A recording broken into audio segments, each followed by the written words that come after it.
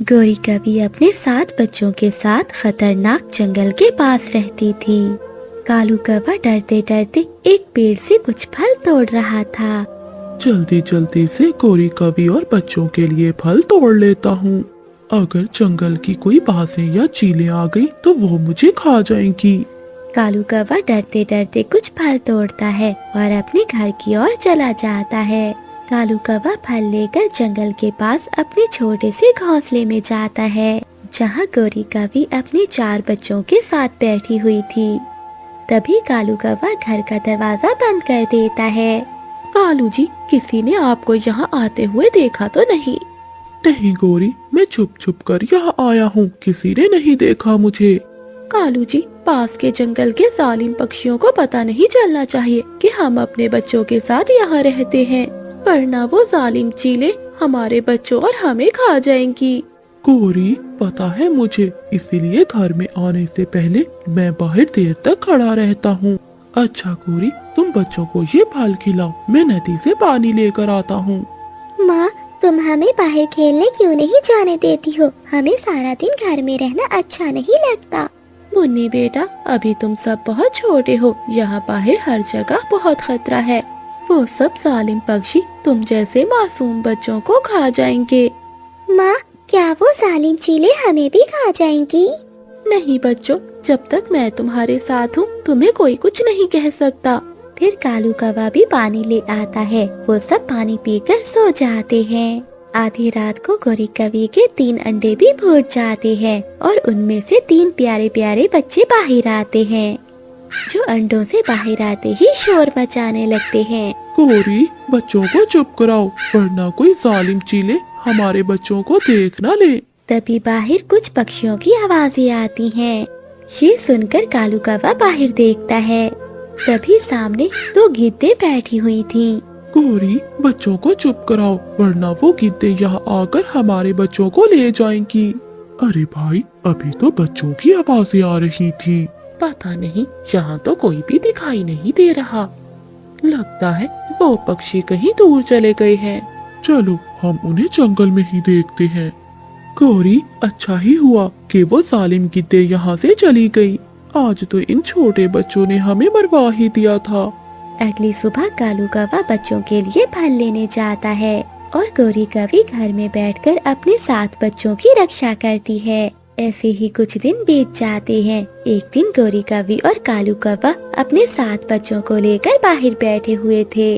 तभी दूर जंगल से वो जालिम गिद्दे उन्हें देख लेती हैं। अरे भाई, वो देखो कौवे और कौवे के बच्चे।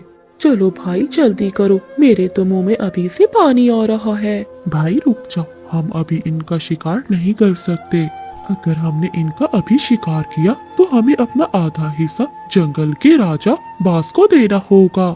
लेकिन भाई, राजा बाज कहाँ है? उसे भला कहाँ पता चलेगा कि हमने इन बच्चों का शिकार किया है?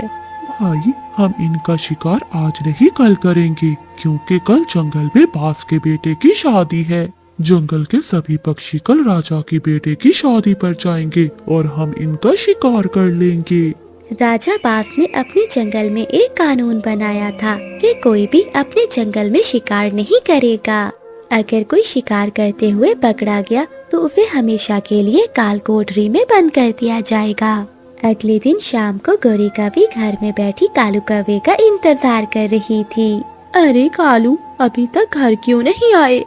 ये तो सुबह से घर से निकले हुए हैं, अभी तक आए क्यों नहीं? क्या हुआ माँ, आप इतनी परेशान क्यों हो? बच्चों, तुम्हारे पापा सुबह से जंगल में गए हुए हैं और अभी तक लौट कर नहीं आए। पहले तो कभी उन्हें इतना समय नहीं लगा। मेरा मन बहुत घबरा रहा है, कहीं उन्हें कुछ हो ना गया हो। नहीं माँ, पिताजी ठीक होंगे। मगर मेरा मन नहीं मान रहा। मुन्नी बेटा, तू अपने बहन भाइयों के साथ यहीं रह और अंदर से दरवाजा बंद कर लेना। मैं जंगल में तेरे पिताजी को देखने जा रही हूँ। जब तक मैं ना आऊँ दरवाजा ना खोलना। गौरी कवि पहली बार अपने बच्चों को घर में अकेला छोड़कर बाहर जाती है। तभी 7 बच्चे घर के अंदर बैठ जाते हैं। थोड़ी देर बाद गौरी कवि के छोटे 3 बच्चे रोने लगते हैं। तभी रानू चिड़िया और मीठू तोता बाहर से गुजर रहे थे। वो बच्चों की आवाज सुनकर रुक जाते हैं। मीठू भैया रुके, ये तो किसी बच्चों की आवाजें हैं। चिड़िया, तुम अपनी जान बचाओ। तुम्हें पता है ना ये जंगल कितना खतरनाक है। चलो यहाँ से। तभी रानू चिड़िया और मीठू तोते को चीलों की आवाजें सुनाई देती हैं। मीठू भैया, लगता है वो जालिम पक्षी इसी ओर ही आ रहे हैं।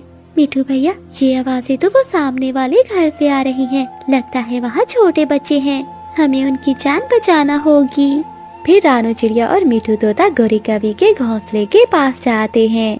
अंदर कोई है? दरवाजा खोलो। बच्चों, आपकी जान खतरे में है। बच्चे डरकर दरवाजा खोल देते हैं। बच्चों, आप सबकी जान को खतरा है, आप सब मेरे साथ चलो। बच्चे रानू चिड़िया और मीठू तोते के साथ वहाँ से चले जाते हैं। रानू चिड़िया बच्चों को अपने घर ले जाती है। दूसरी ओर वो गिद्दे रात को गौरी कवि के घर जाती हैं, मगर वहाँ तो कुछ भी नहीं था।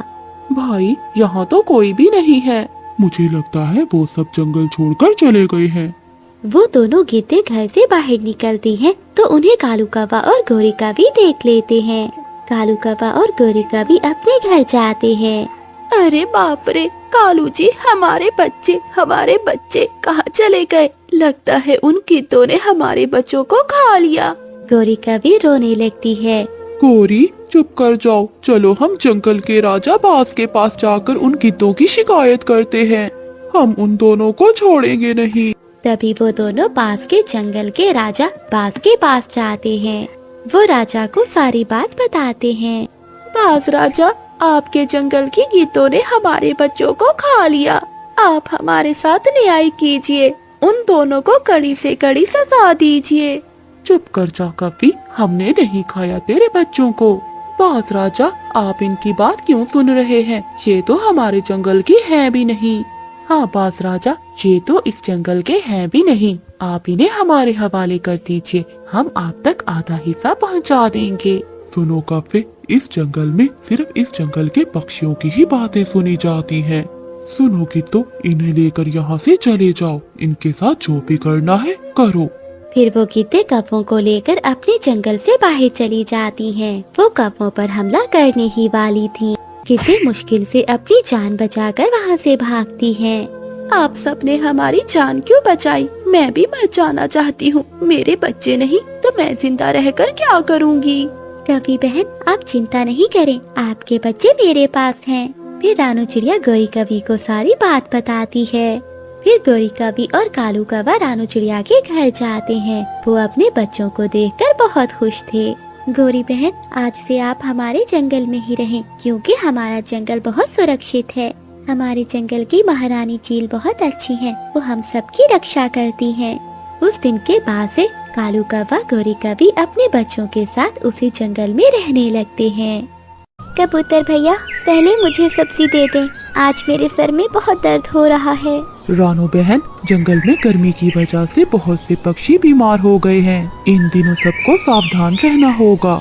कबूतर मामा चिड़िया को सब्जी दे देता है। गुड्डू भाई, आप देखना, मैं आपको वहाँ तक उड़कर दिखाऊंगी। तुम गिर जाओगी, तुम जरूर गिर